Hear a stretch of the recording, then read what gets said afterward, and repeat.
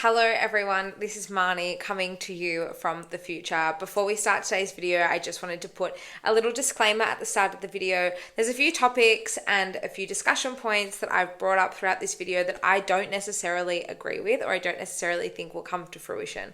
I just wanted to put a bunch of different storylines and a bunch of different questions and discussion points out to you guys, out into the universe for us to follow along throughout the season and for you guys to have your say as we launch into season 2025. So I just wanted to say that off the back and off the very start before you do watch this video, to keep that in mind. A lot of this is simply just discussion and a first thought ahead of the start of a new season. So I'm not saying that these things are necessarily going to happen or not happen, and I don't necessarily agree or disagree with these sorts of things.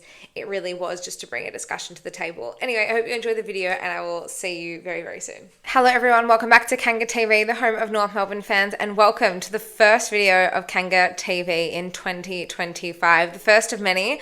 I'm so excited for the season to start and for us to ride the journey of season 2025 together. We are in for a massive year and I honestly could not be more excited.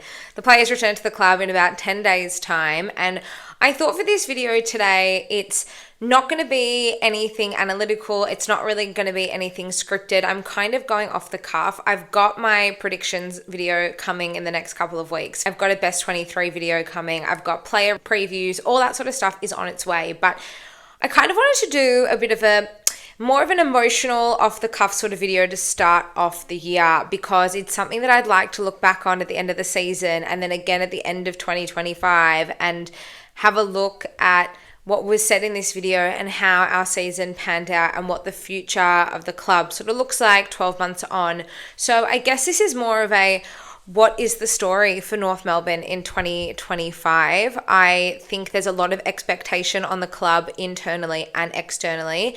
And I think for the first time in a very, very long time, there is some pressure and some genuine expectation being placed on what we can do and what we should be able to do. And I kind of like it. I think the club is now in a position where the cannon's been loaded and we're ready to fire and we're ready to go. And I worry about what happens if we don't do that, and we'll get to that a little bit later, but let's just take a step back and have a bit of a think about season 2024. We didn't win a game until the second half of the season, and pre-bye North Melbourne in 2024 was completely different to post-bye North Melbourne in 2024. We won 3 games in the second half of the season. We came close to winning a few more. We could have been 6 wins in the second half of the season. Unfortunately, it was just 3 wins for the year, and the last fortnight was incredibly disappointing. It was really dispirited. It was really lackluster, and it felt like, I don't know if it felt like we had pulled the pin on the season, but it definitely felt like after that loss to West Coast in Hobart in round 22, I don't think we'd given up. I just think the fatigue had set in. I think we'd probably really prepared ourselves physically and emotionally and mentally for that game against West Coast, really just giving it all we had. I feel like that was kind of our grand final, and then to lose it in the way that we did was just heartbreaking. So to barely fire a peep in the following 2 weeks, I think all the aches and pains that some players had been carrying had probably come to the surface in those final 2 weeks. We're obviously without Harry Sheezel, who's arguably our most important player, definitely in our best 3 players, that's for sure. And it just sort of felt like we'd shut shop and moved on. In the off-season, we acquired some experience, some much-needed experience and some genuine talent through the draft as well. We identified that we did need some better leadership, some stronger leadership after we lost Liam Shields and Hugh Greenwood at the end of the season to retirement. We also just really identified the need for filling in the gaps that we had in our list. And do I feel like those gaps have been filled?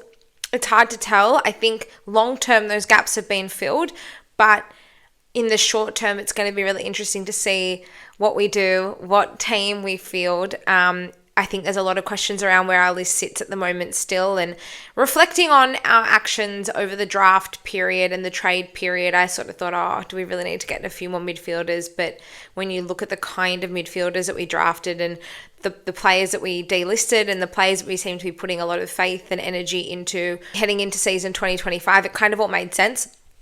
And obviously the acquisitions that we made through the trade period also really made sense and also looked like they could really bolster our stocks. And I think for the first time in a long time, we've got genuine depth as well. A great example of this is when we recruited Caleb Daniel. My first thought wasn't, oh my God, like he's going to be an incredible addition to our defense and he's really going to add some skill and some genuine pace rebounding off the half back line. My first thought was, oh, well, does this mean that Zach Fisher's a bust?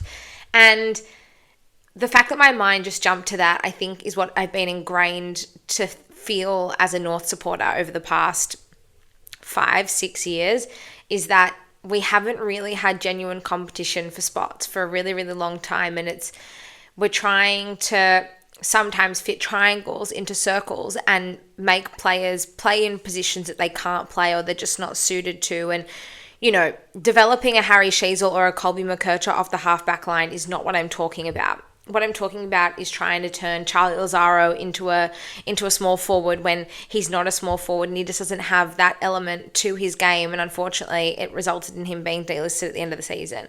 That's the sort of thing I'm talking about. It's really having pressure on players to start to deliver, because if they don't deliver, then there's someone else there that is capable of taking their spot and doing as good of a job. And I think that pressure is going to be a real theme for North Melbourne throughout the year. I think there's going to be pressure on the side now to start performing. I think the excuses are done from a supporter point of view, most importantly, but also from an external point of view, from the media. I'm tired of the club being made to look like a joke. I don't really care what people think of North Melbourne, but at the same time, I want us to be motivated by other clubs not taking us seriously and other clubs taking us as a bit of a joke. And I know that kind of sounds a bit strange, but I think about that Collingwood game in round 14, and I think a lot of North fans sit there and think about that first half and think, wow, that was some of the best football I've seen this club play for decades almost. You know, it was so powerful. We could not be stopped. And I want clubs to fear us when they play us. I don't want clubs to think, oh yeah, let them get out to a 9-goal lead and then we'll bring the game back on our own terms and end up running over the top of them. I don't want that anymore. And I know that part of that's going to come with experience, and part of that's going to come with building resilience, and part of that's going to be refinding that shin bonus spirit. But is that going to become part of our story in 2025? Are we finally going to turn a corner, and are we finally going to move from being a mediocre team that's lingering down the bottom of the ladder to showing genuine signs of improvement? I want tangible improvement as well. I go to every game in Melbourne. I travel when I can for the footy. I don't miss a game. I watch every North game. And while it's very obvious in the second half of the season in 2024 anyway, there was a drastic improvement on field, we still only sit here with 3 wins. And I felt like the second half of this season was better than the best that we put out on the park across 2023. If that makes sense, I feel like we're a lot more competitive, and that would show in the results. You know, we obviously came close to a number of teams and we almost ran over the top of quite a few teams in the second half of the year. But even the likes of the Bulldogs, we played them the first time around, we gave them a real scare. They only beat us by 17 points. Carlton in that second fixture, albeit they did have quite a few key personnel missing, but still we really took it up to them, and the game was even pretty much for the first 3 quarters. The Collingwood game, obviously, the Melbourne game, obviously, the second West Coast game, obviously, albeit they are towards the bottom of the ladder and have been for some time. So I'm ready for more tangible proof of improvement. I want more wins. I want us to be able to really, especially in Melbourne, and I do feel for Tasmanian fans, I feel like they kind of had the rug pulled up from underneath them with the deal over in WA going through and them losing 2 games without much notice and then us pulling out completely. But we are the North Melbourne Football Club. We have committed to a home here in Melbourne, and we need to start winning games in Melbourne if we are any chance of growing our supporter base at home. I understand we may not be able to, at least for the foreseeable future, stop selling games interstate. That is the reality of a lot of clubs, unfortunately, here in the Melbourne market. But at least when we are in Melbourne, put on a show. I mean, we won 2 games in Melbourne this year, and that win against the Gold Coast Suns, which was our first win in Melbourne for 18 months, that was the first win that a lot of Melbourne fans had seen for some of them 5 or 6 years in person, which is crazy. And it needs to change. Like, we really need to start putting on a show. We really need to start showing up and winning those games, especially next season. While the fixture, yeah, it's tough, but I think it says to me that it's it's time for us to really start to respond. The fixture is the best commercial fixture we've had for a very, very long time. We've got Thursday night football. We've got a few marquee Saturday night games. The Good Friday game, once again, we need to show the AFL that we are worthy of having these big marquee games. 3 games at the MCG as well. We haven't played more than 1 game at the MCG for a really, really long time. I know that we shouldn't have to prove ourselves, but we know the story internally, being a smaller Victorian-based club.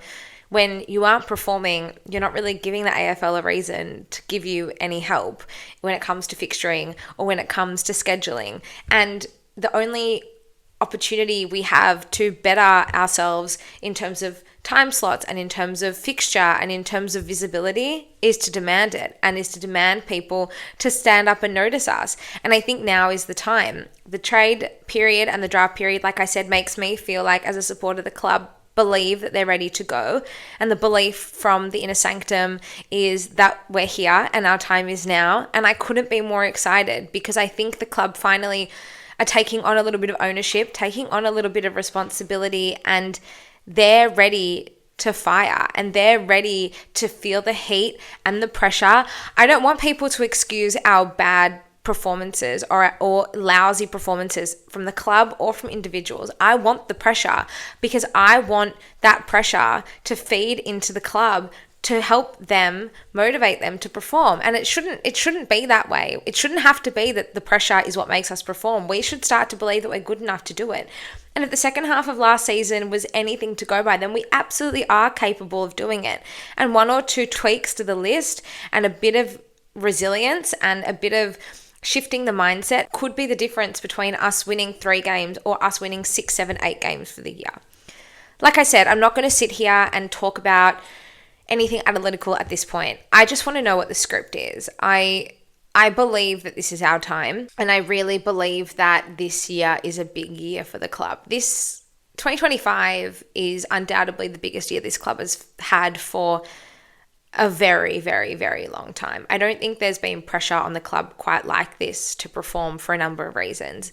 I think a main reason as well is LDU's contract. I don't think one player is bigger than the club, but he is such an important part of this club being able to move in the right direction forward. And I think him re-signing in the first half of the year would give us such a boost, such a morale booster. And I think it would really just reaffirm once again that this club is heading in the right direction. Nick Larkey's extension proved that. Jai Simpkins' extension proved that. Harry Sheasel's extension proved that. Charlie Comben, Cam Zerha, all of these players have jumped on board. Clearly the belief is strong internally, and there are some big names on that list. Nick Larkey would get a game anywhere else. So would Harry Sheasel. And Cam Zerha reportedly had numerous offers over the past 24 months to move over, and he's decided to stay at North. So I think if we can start the season really strongly and be really fierce and really competitive and give LDU a reason to want to sign on and want to commit to the club long term, which verbally he has said that he wants to stay,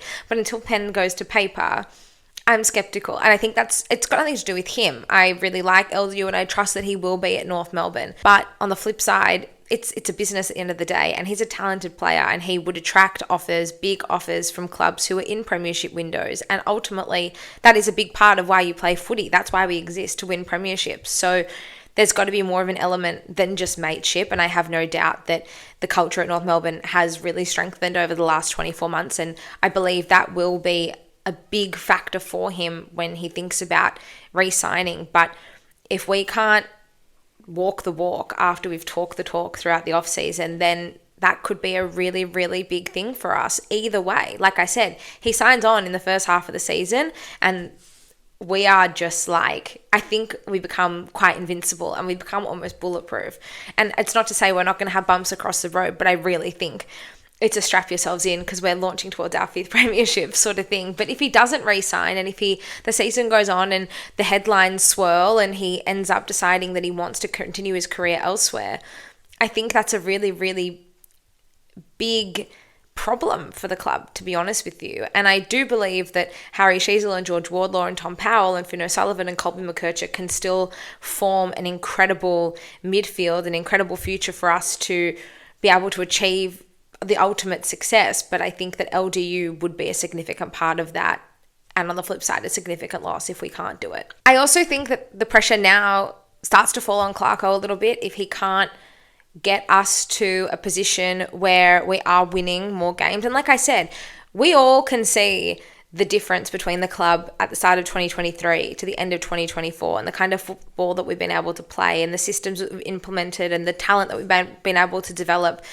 Someone like Tristan Cherry, at the start of 2024, I was like, there's no way this guy is going to be able to fill the shoes of Todd Goldstein, but he's done that and some, and I think he's going to be a great contributor for us for years and years to come. And that's just one of the examples of a list of examples where Clarko's been able to really start to get the best out of our players. Someone like Charlie Compen, he's been able to get his body right, and we knew that he had talent, but Clarko moving him into defense to help his game and help his body and his confidence, it's another incredible move. Even someone like Darcy Tucker, while Darcy Tucker isn't the showstopper, he's the role player. He had a really, really solid season. He didn't miss a game, and he was a really key part of linking passages of play from our back line and transitioning it up to the forward line.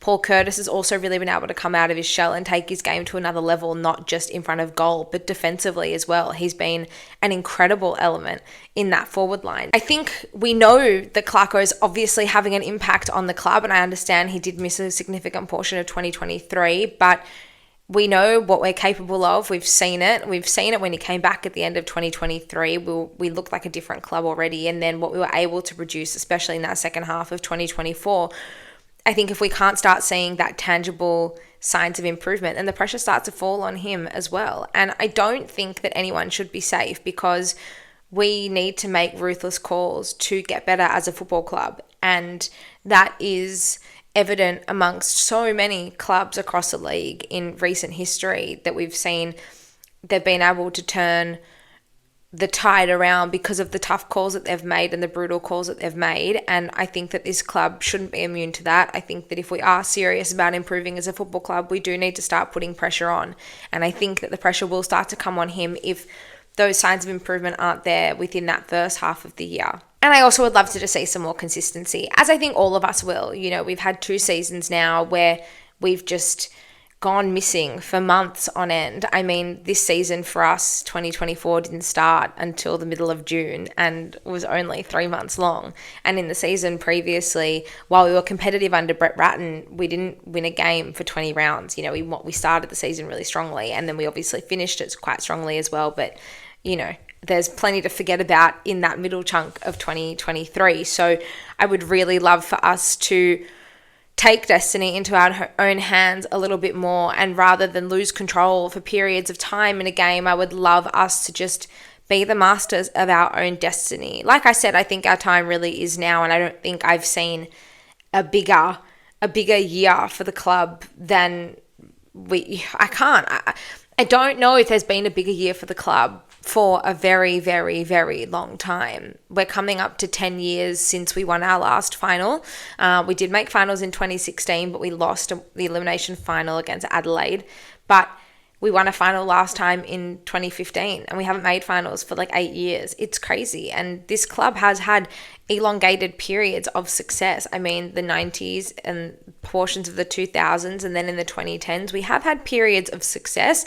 And while we may not have climbed the mountain and been standing there on the last day of September with cup in hand, you've got to start somewhere, and you've got to start making that build towards at least contending for finals. Right now, we're not even in the frame, and it's time to put ourselves in the frame. This club is so special, and what a premiership would mean for this club is indescribable, as I think it would be for any supporter. And I'm not discounting the other 17 clubs in the competition, but I look back and I think about North, and I think about what we've been through, and I think about what we constantly go through, and it's time for our luck to change. And I think that part of our luck changing is us taking ownership, us stepping into the frame and saying, this is ours for the taking, and we are serious about improving, and we are serious about making North Melbourne great again. And I truly believe that 2025 is the first stepping stone for us to do that. Like I said, I just wanted to kickstart this season with a little bit of philosophy and a little bit of a ramble and a little bit of a rant and a bit of a question, I guess, and open up the floor for discussion of what does North Melbourne's 2025 look like? What is the story for North Melbourne in season 2025? I would love to hear all of your thoughts. Don't forget to leave them in the comments below. Also, like and subscribe to Kanga TV as more analytical content is coming over the next few weeks as we lead into the start of season 2025. Let's continue the conversation over on socials as well. Kanga TV Show on X and on Instagram. I'll see you very, very soon.